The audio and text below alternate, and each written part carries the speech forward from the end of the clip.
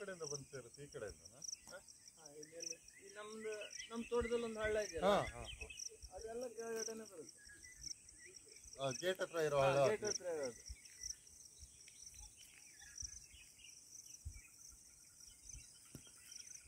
ಈಗ ಈ ಕಡೆ ಸೂರ್ಯೋದಯ ಆಗುತ್ತೆ. ಸೆಪ್ಟೆಂಬರ್ ಅಕ್ಟೋಬರ್ ಟೈಮಲ್ಲಿ ಇಲ್ಲಿ ಸೂರ್ಯೋದಯ ಆಗುತ್ತೆ. ಡಿಸೆಂಬರ್ ಜನವರಿ ಟೈಮಲ್ಲಿ ಈ ಕಡೆ ಸೂರ್ಯೋದಯ ಆಗುತ್ತೆ.